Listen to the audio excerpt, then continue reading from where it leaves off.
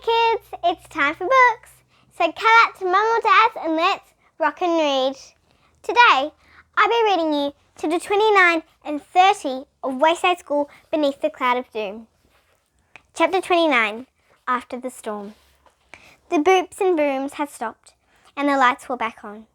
Myron and the others had to step over all sorts of objects as they made their way back up toward their classroom. The stairs were strewn with books, papers, cafeteria trays, musical instruments, an air pump, a giant stuffed walrus, and even a bust of Sigmund Freud.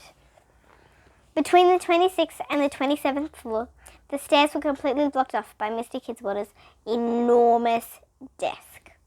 They all had fun climbing over it, including Miss Jules. Once back in class, Myron dropped Miss Starr's fingernail into the bucket, which unfortunately was empty. Sadly, the other 900,999 clippings were gone. Myron would have written 1 million on the blackboard anyway, but there was no blackboard. The chalk was there, however. It was as if everything inside Wayside School had been shuffled like a deck of cards and dealt out randomly to every floor. Miss Jules' blackboard was eventually discovered in the library.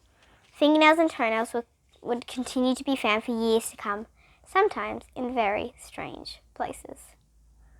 The sun shined, the sky was as blue as Alison's eyes. Birds chirped as they flew about. There had been no birds chirping in the dark days of doom. Louis, the art teacher, shoveled snow off the roof. Among other things, the cloud had dumped huge amounts of snow. The playground sparkled white. Louis had to be careful. The snow was packed high above the guardrails and moved very slippery. "Look out below!" he shouted as he tossed a shovel full of snow over the edge. Down below, the kids were playing kind of reverse dodgeball. It was the boys against the girls. Every time Louis shouted, "Look out below!" they did the opposite. Eric Ovens charged past Jenny, die face first, sliding across the snow-covered ground. Louis Clump smacked him around the head. 1 point! He exclaimed. Recess was 3 hours today. The kids had been sent out to play while the teachers were stuck with cleaning up the mess made by the storm. Just as Miss Jules had predicted, now that the cloud of doom was gone, the world had become a happier place. The only thing missing was a rainbow. "Look out below!" was called from the other side of the school. They raced around the building. Leslie dived toward the fallen clump. 1 point, she declared. "No way, Miss Piggytails, it missed you." "Did not," Leslie said. "See, look at all the snow in my hair." "That's ground snow," argued Terence. Danny came to Leslie's defense. "Some of it came from the ground," she agreed, "but 4 flakes came into the air. I saw them." How can you see 4 snowflakes?" asked Paul. "Super glasses," said Dana, pointing to her spectacles. She picked 4 snowflakes out of Leslie's hair. 1, 2, 3, and 4, just like I told you.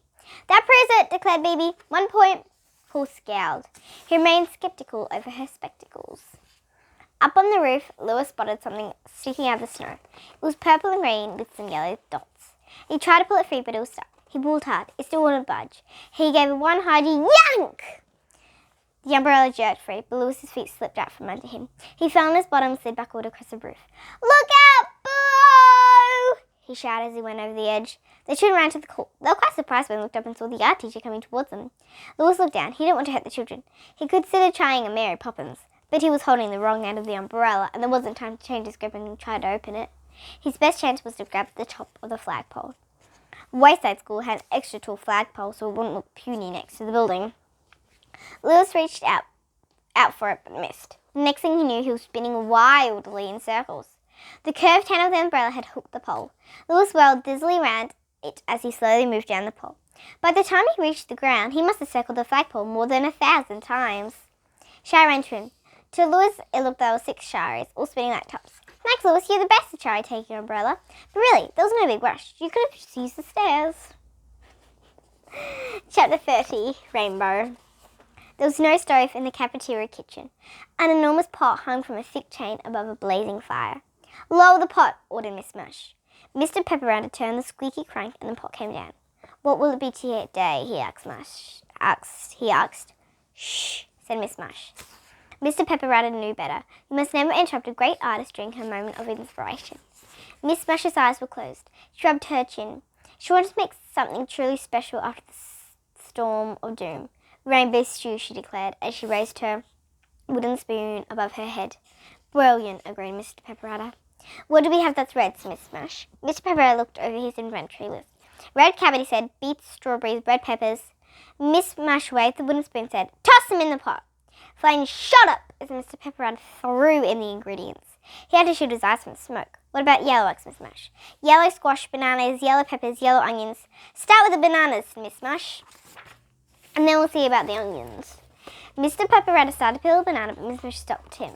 The peels are part that's yellow, she ranted. If I wanted white, I would have asked for peeled bananas. Sorry, said Mr. Pepper. He tossed 57 bushels of banana peels and all into the pot. There was a loud hissing noise as steam filled the room. Some cooks considered things like taste or perhaps nutrition when preparing a meal. For rainbow stew, colour was all that mattered. Miss Mush stirred the pot with a large stick. Perhaps a little black now for definition, she said. Mr. Pepper read from the list. Poppy seeds, burnt toast, my shoes. High above them in Miss Jewel's class, several children held their noses. What's that? Smell like coven. Miss Mush must be cooking something, said BB. It smells like shoes, said Myron. DJ sniffed. Black shoes, said, with hard soles and no laces. You can smell the laces, asked Kathy. No, said DJ. I just told you, there weren't any laces. Mr. Kidswater's voice came from the speaker. Good morning, students. It's another great day here at... There was the sound of paper rustling. Wayside School. For lunch today, Miss Mush will be serving rainbow stew. It will be the greatest lunch ever. Fish strings flew beneath them. Miss Mush felt her stomach tighten. She too heard Mr. Kidswater's morning announcement. Now the pressure was on. She climbed a ladder and stared into the bubbling pot. Her face was covered with soot and sweat. Something orange, she decided. How about oranges, suggested Miss Pepperetta. Too obvious, Miss Mush. Carrots? I suppose, said Miss Mush, although carrots didn't feel right to her. Inspiration struck. 18 pumpkins, she exclaimed. Each pumpkin made a giant splash as Miss Mush and Mr. Pepperad took turns tossing them into the pot. After all the pumpkins were added to a stew, a tiny smile crept across Miss Mush's face. It was a smile that all great artists know well. After years of self-doubt, she started to believe that she was on the verge of creating something truly wonderful.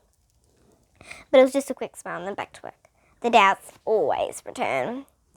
The lunch bell clinked and the children descended upon the cafeteria. Rainbow stew, said Benjamin. It sounds like it could be good. Don't let the name fool you, warned Todd. The better the name, the worse it tastes. Remember when you made Midnight Madness like school? Don't even say it, said Leslie. I was up all night running around in circles. Miss Mush and Mr. Peppereye stood shoulder to shoulder as the children lined up. They finished the stew only moments before. I hope they like it, Miss Mush whispered. They will. Mr. Peppereye assured her. He wore short pants, black socks, and no shoes. Miss Mush hoped he was right, but all her doubts were returned. Her apron was splotched with lots of bright colours, but the rainbow stew looked like lumpy greyish brown mud. She didn't understand it. What happened to all the colours? Marisha reached the front of the line. Miss Mush scooped some rainbow stew into a bowl and handed to her. Thank you, Miss Mush, said Marisha, always polite. Sorry, it's supposed to be a bit more colourful, exclaimed Miss Mush. I don't know what went wrong. Joy was next. Sorry, Miss Mush said again. She handed a bowl to Joy. Sorry, Ron, she said. Sorry, Dee Dee. Sorry, Joy. Sorry, Joe. Sorry, John. Sorry. Alison and Rondi sat at one end of the long table. Are you going to eat it? Rondi asked Alison. I have a tangerine in my pocket, said Alison. Maybe we'll just eat that. Rondi watched as Alison slowly removed the entire peel in just one piece. Dee Dee came and put on her fork. DJ swirled his plastic fork through the grey music. Well, here goes, he announced. Sorry, not music. Through the grey mark. Well, here goes, he announced. He plugged his fork into something solid. It could only have been a vegetable, maybe a piece of meat, or perhaps a part of a shoe. He lowered his fork. Maybe they said, looks delicious, Kathy said enthusiastically. She took a big spoonful, put it to her mouth and swallowed. Yummy, she declared. The other kids couldn't be sure. You could never tell any more when Kathy was being opposites. Coven stabbed something gooey with his fork. He worked his mouth, chewed a little and then chewed some more. Well, said Baby, Coven tried to describe it. Red, he said last. Red? Questioned Alison. That's a colour, not a taste. And blue, said Coven. Ronda took a bite. She chewed a while. Purple, she declared. I taste yellow, said Todd. Danny swallowed. Pink, she exclaimed. John finished chewing the swallowed. Kind of blue-green, he said. It's delicious, Shari, said Shari. Purple and green with yellow polka dots. The more they chewed, the more colours they tasted. That's it, said Alison. She took a bite, her eyes shone. She tasted orange with green and purple stripes. And a black outline. Do you like it, asked Wendy? Only the best lunch ever, said Alison. Mr. Pepperoni grabbed and shook Miss Mush's arm. They like it, he said excitedly. Look at them, they really like it. Miss Mush didn't say a word. A tear rolled down her sweaty and sooty cheek. Did you write down the recipe, he asked. Miss Mush shook her head. There was no recipe, she whispered. No, 2 rainbows are the same. She gazed out over the lunch room. This is all she ever wanted. Everybody chewed. And that is the end of Wayside School Beneath the Cloud of Doom. I hope you enjoyed it. Bye!